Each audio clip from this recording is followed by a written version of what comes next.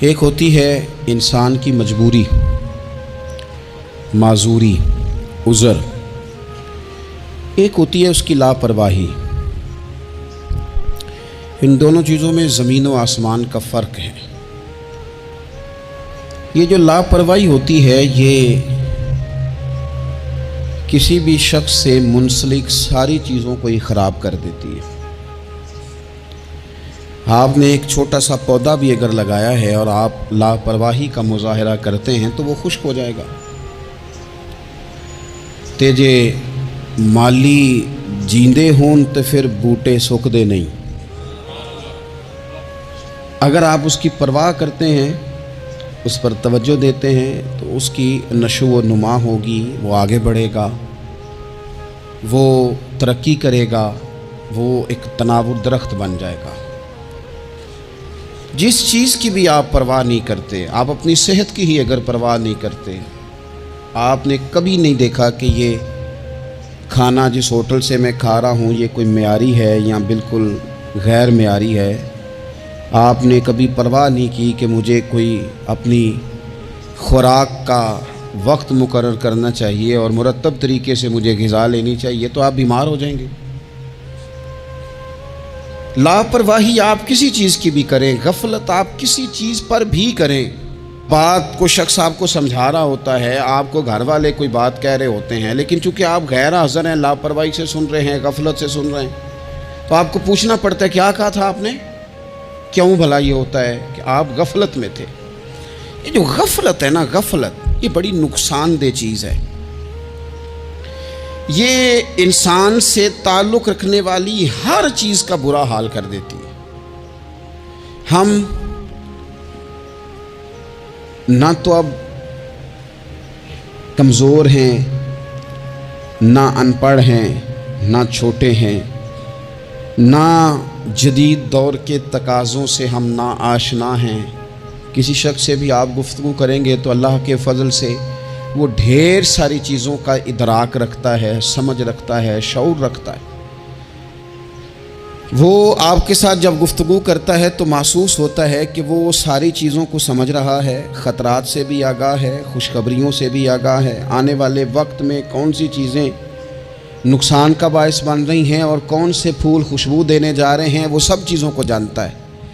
لیکن اس کے باوجود جو اتنی زیادہ کمزوری امت میں آ گئی ہے، اس قدر زیادہ ٹوٹ پھوٹ کا جو ہم شکار ہیں، تو زیادہ تر مسئلہ ہماری لاپرواہیوں کا ہے، ہم غفلتوں کا شکار ہیں۔ غفلت ایک خوفناک چیز کا نام ہے، یعنی جو بندہ پرواہ نہیں کرتا، توجہ نہیں دیتا، خیال نہیں کرتا اپنی ذمہ داریوں کا، وہ شخص فساد کا باعث بنتا ہے، وہ نقصان کرتا ہے، وہ اذیت ناک حد تک چیزوں کو لے جاتا ہے۔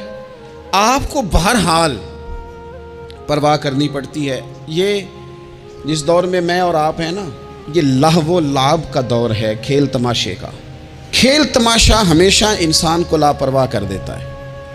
آپ دیکھ لیں، کل تک کھیل تماشا کسی گراؤنڈ میں جا کر کسی آلے کے ساتھ کھیلا جاتا تھا، وقت نکال کے لوگ جاتے تھے، کچھ دیر کے لیے ان کا ذہن تقسیم ہوتا تھا، گھر لوٹتے تھے، اپنی ڈیوٹی کرتے تھے۔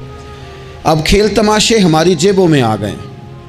چھوٹا آدمی، بڑا آدمی، اس سے بڑا آدمی، وہ سب اس کھیل تماشے میں مبتلا ہیں، اور وہ مذاق کی کیفیت اتنی دور چلی گئی ہے، میں بڑی معذرت کے ساتھ یہ بات عرض کرنے لگا ہوں کہ بعض اوقات بڑے بھی اس چیز کا شکار ہو کر اس طرح کی بات کرتے ہیں کہ چھوٹے ادھر ادھر دیکھ رہے ہوتے ہیں کہ کیا اس کو یہ بات کرنی چاہیے تھی، لیکن چونکہ ساری رات ساری صبح لگ ہی اس کھیل تماشے میں گئی ہے، لہو و لعب میں گئی ہے، مزاج بن گیا ہے، قوم سنجیدہ نہیں رہی۔ آپ کسی شخص سے بھی بات کر رہے ہوتے ہیں تو وہ چاہتا ہے کہ کچھ دیر میں گپ شپ کروں، کھیل تماشا کروں، شغل مغل کروں، میں گزر جاؤں۔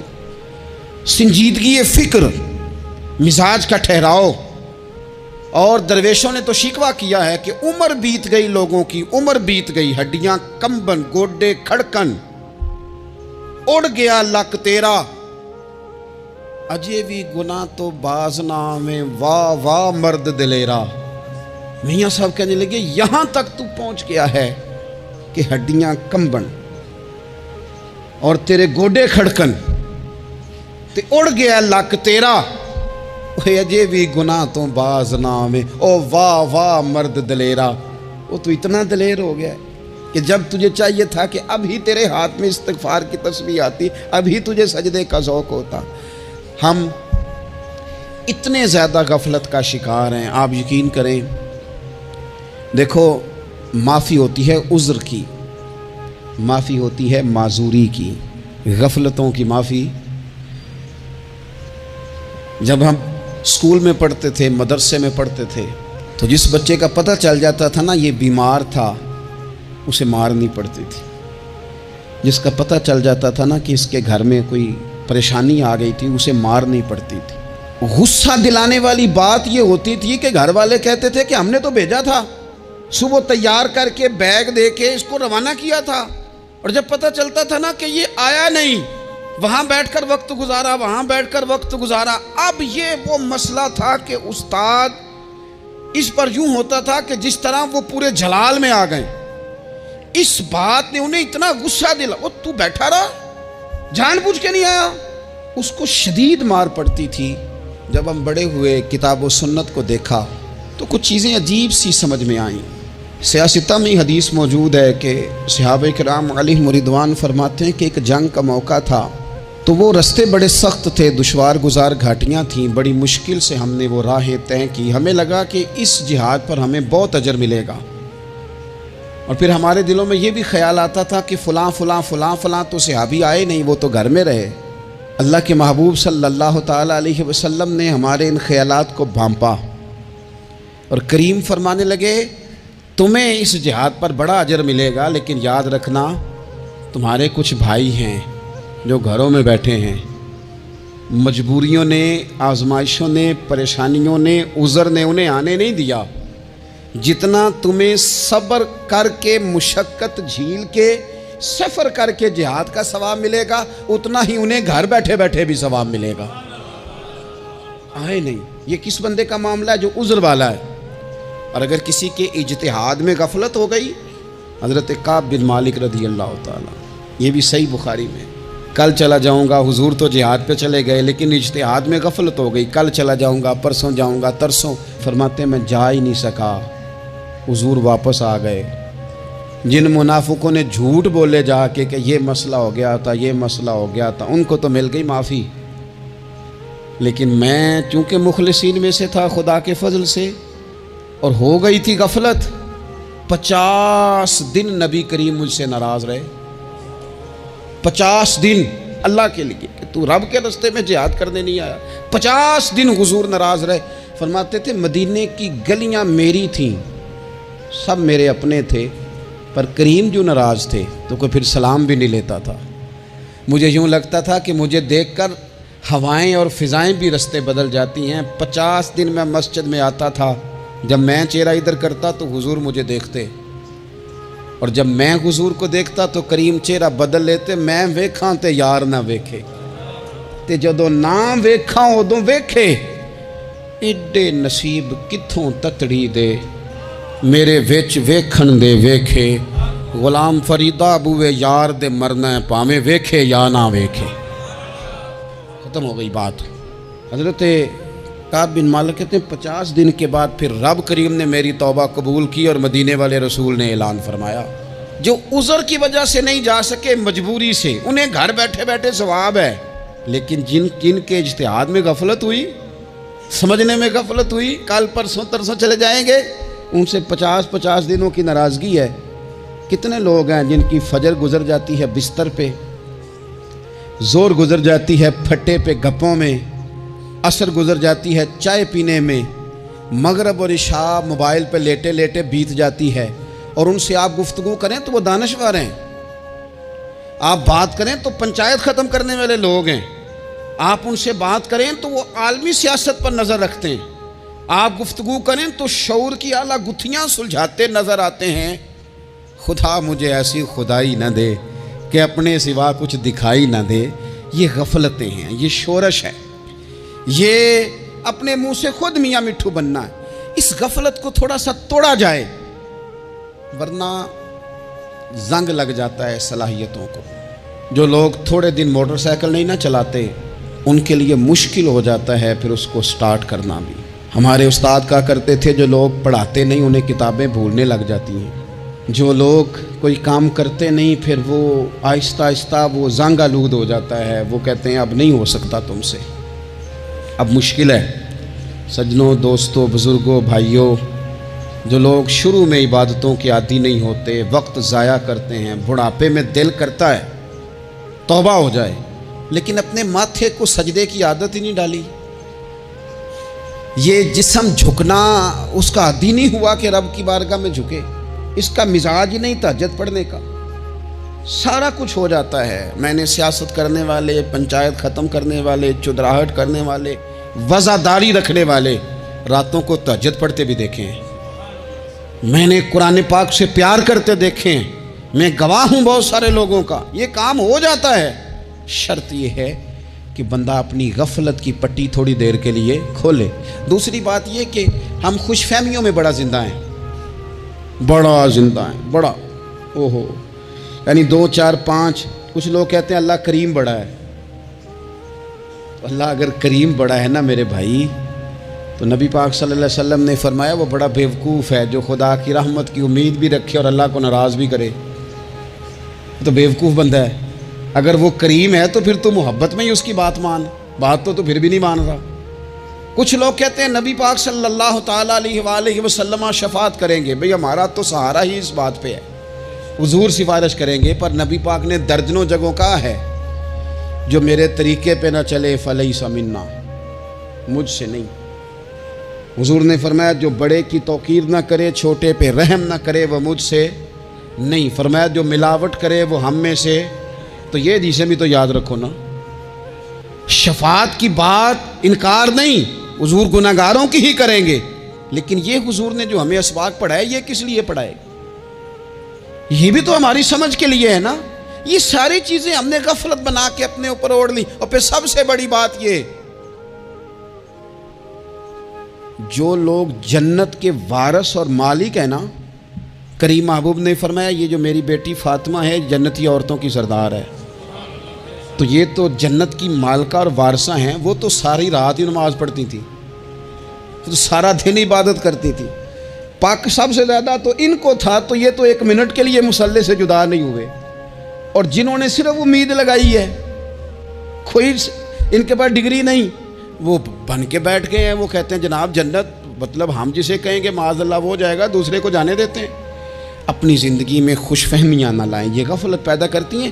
غفلت بڑی خطرناک چیز کا نام ہے، جب بندہ غافل ہو جاتا ہے۔ میں آپ سے ایک بات عرض کروں، حضرت عبداللہ ابن مسعود فرماتے ہیں کہ مومن رائی کے دانے کے برابر غلطی ہو جائے تو اسے لگتا ہے میرے سر پہ پہاڑ کھڑا ہے، اور فرمایا جو منافق ہوتا ہے نا وہ پہاڑ کے برابر گناہ کر کے کہتا ہے بات ہی کوئی نہیں، فلانا بھی کرتا ہے، یہ بھی کرتا ہے، ساری دنیا کر رہی۔ یہ نفاق کی علامت ہے، اگرچہ بعض نے اسے نفاق عملی کہا، اعتقادی نہیں کہا۔ عزیز دوست، جب آپ چھوٹی گناہ چھوٹی غلطی کرتے ہیں تو پھر وہ چھوٹی چھوٹی غلطیاں پہاڑ بنتی ہیں، چھوٹی چھوٹی۔ وہ حضور نے فرمایا نا جب تو ایک گناہ کرتا ہے تو تیرے دل پہ ایک دھبا لگتا ہے، نہ توبہ کرے تو دوسرا لگتا ہے، نہ کرے تو تیسرا، پھر دل کالا سیاہ ہو جاتا ہے۔ چھوٹی چھوٹی غفلتیں بڑی غفلتوں کو جنم دیتی ہیں، چھوٹی چھوٹی کمزوریاں بڑی کمزوریوں کو لے کے آتی ہیں۔ اسی طرح بخاری مسلم میں حدیث ہے، نبی پاک صلی اللہ تعالیٰ علیہ وسلم نے فرمایا کچھ لوگ کھلم کھلا گناہ کریں گے قیامت کے قریب، اعلانیہ۔ یا رسول اللہ صلی اللہ علیہ وسلم وہ کس طرح؟ تو حضور فرماتے ہیں انہوں نے رات کو غلطی کی تھی، رب نے ان کی غلطی پر پردہ ڈال دیا، انہوں نے سویرے اٹھ کے خود لوگوں کو بتانا شروع کیا، اور دیکھا میں نے رات یہ کیا، معاذ اللہ۔ فرمایا جب انہوں نے اللہ کے پردے کو کھولا تو پھر رب نے بھی ان کا پردہ کھول دیا۔ او میرے دوستو بتاؤ نا، جس کے رب پردے کھول دے پھر کون ہے جو اس کی پردہ داری کرے؟ کون ہے جو پردہ پوشی کرے؟ حضور فرماتے اس نے کلم کلا گناہ، فخر سے بتاتے ہیں لوگ یہ کرتا۔ میں بڑے ادب سے عرض کروں گا بزرگوں کی خدمت میں، جو بڑی عمر کے ہیں، جن کی اب اولادیں ہیں، اگر ان کی زندگی میں کچھ ایسی کمزوریاں ہیں تو بچوں کو سمجھانے کے لیے بھی اس کو ڈسکس نہ کریں۔ ہم یہ کرتے تھے، ہم یہ کرتے تھے، اس کا کوئی فائدہ نہیں، یہ ہم کر کے دیکھا ہے سارا کچھ۔ نہ نہ نہ نہ، جس طرح گناہ ہے اس طرح گناہ کا اظہار بھی گناہ ہے. آپ ڈبل جرم کر رہے ہیں, آپ دلیر کر رہے ہیں سامنے والے کو کہ تو بھی کر, خیر ہے. بلکہ ایک نوجوان مجھے ایک دفعہ کہنے لگا جی ابا جی کہتے ہیں میں نے 35 سال یہ کام کیا ہے, یہ سب غلط ہے. تو میں نے ابا جی سے کہا چلو 15 کو سال مجھے بھی کر لینے دو, پھر میں بھی توبہ کر لوں گا. یہ ہم لوگوں کو دعوت دے رہے ہیں کہ غلط کام کرو. قرآن مجید کو آپ دیکھیں گے نا سورہ یاسین کے اندر, یہ بھلا کفر کیوں ہوتا تھا, منافقت کیسے پیدا ہوتی تھی, بت پرستی کیسے عام ہوتی تھی. دنیا کے اندر ستارہ پرست, سورج پرست, چاند کی پوجا کرنے والے یہ لوگ کیسے پیدا ہوتے تھے؟ غفلت کی وجہ سے. جیسے جیسے یہ اللہ کی بارگاہ سے دور ہوتے جاتے, یہ مختلف قسم کی عبادتوں میں, شرک میں, کفر میں مبتلا ہوتے جاتے. قرآن مجید سورہ یاسین کے اندر ارشاد فرماتا ہے کہ اللہ تبارک و تعالیٰ نے قرآن مجید کو اس لیے اتارا ہے لِتُنذِرَ قَوْمًا مَا أُنذِرَ آبَاؤُهُمْ, تاکہ آپ ان لوگوں کو ڈرائیں جن کے باپ دادا کو نہیں ڈرایا گیا. اور نتیجہ کیا ہوا؟ فَهُمْ غَافِلُونَ, وہ لوگ غفلت میں چلے گئے. ڈرایا نہیں گیا, سمجھایا نہیں گیا, کسی نے سبق نہیں پڑھایا. تو میں آپ سب سے گزارش کروں گا کہ خیر کی بات بتاتے رہیں, خیر کی بات کہتے رہیں. خیر کی بات جو ہوتی ہے یہ فائدہ کرتی ہے ہمیشہ. تو غفلتیں اپنی دور کرنی چاہیے. دوسرا یہ ہوتا ہے, ایک تو انسان جب وہ دور ہو جاتا ہے چھوٹے چھوٹے گناہ کر کے تو غفلت آتی ہے. دوسرا قرآن پاک نے ایک اور مقام پر اس کا ذکر فرمایا ہے. وہ اس طرح فرمایا ہے کہ جو انسان کی پیاری چیزیں ہیں نا بعض اوقات, جن سے وہ لگاؤ پیدا کر لیتا ہے, جن سے محبت اس کی بڑھ جاتی ہے, وہ چیزیں بھی غفلت پیدا کرتی ہیں. ان میں 2 چیزوں کا تو قرآن پاک نے نام لے کے ذکر کیا ہے.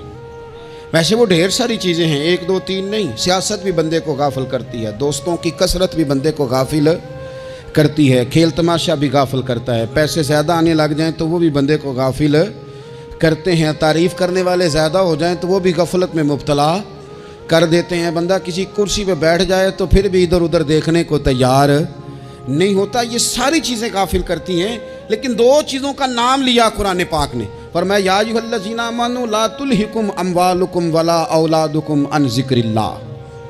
فرمایا اے ایمان والو, کہیں ایسا نہ ہو کہ تمہاری اولاد اور تمہارا مال تمہیں اللہ کی یاد سے غافل کر دے. مال اور اولاد, بیوی کو, اولاد کو ایک مقام پہ قرآن پاک نے دشمن بھی کہا ہے. کب؟ جب یہ تمہیں کہیں کہ حرام کما کے لاؤ, جب یہ تمہیں کہیں کہ ہمیں جس طرح کا مرضی مال دو, جب یہ تمہیں کہیں ناجائز کرو, یہ دشمنی کر رہے ہیں تمہارے ساتھ. یہ مال اور اولاد یہ بندے کو غافل کر دیتے ہیں. کاروبار کرنا, مال کمانا, بچے پالنا, یہ ایک جزء ہے زندگی کا, یہ کل زندگی نہیں. کل زندگی تو یہ ہے کہ آپ نے دین کے لیے کیا کیا, ملت کے لیے کیا کیا, ملک کے لیے کیا کیا, غریب کے لیے کیا کیا. کبھی کسی بندے نے جھونپڑیوں والوں سے پوچھا ہے کہ بارشوں میں تمہارا کیا حال ہوتا ہے؟ وہ کچی آبادیاں جہاں سے گزر کے ہم اپنے بچوں کو دکھاتے ہیں کہ یہ دیکھو یہ پرانے مکان سارے اسی طرح کے ہوتے تھے. کبھی ان لوگوں سے آپ نے پوچھا ہے جو ساری رات چھتوں کے نیچے بالٹیاں رکھ کے وقت گزارتے ہیں کہ چھت ٹپکتی ہے؟ ان سے پوچھا ہے کہ رات بچے سو پائے تھے کہ نہیں؟ اچھا جی بارش ہو رہی ہے تو پھر ہم نے کیا کرنا تھا؟ ہم نے گھر والوں کو پکوڑوں کا آرڈر دینا تھا, وہ وقت پہ دیا. ہم نے کہا تھا کوکنگ آج اپنی. یہ کب ہوتا ہے؟ جب قومیں غافل ہو جاتی ہیں مال میں, مزوں میں, اپنی ذاتی زندگی کے پیچ و تاب میں, پھر وہ اتر کر دائیں بائیں دیکھنا پسند نہیں کرتی. اللہ فرماتے مال اور اولاد کہیں تمہیں اللہ سے غافل نہ کر دے, کہیں ایسا نہ کر بیٹھنا کہ تم اس میں الجھ جاؤ پوری طرح اور تمہیں صرف اور صرف اپنے بچے یاد رہ جائیں.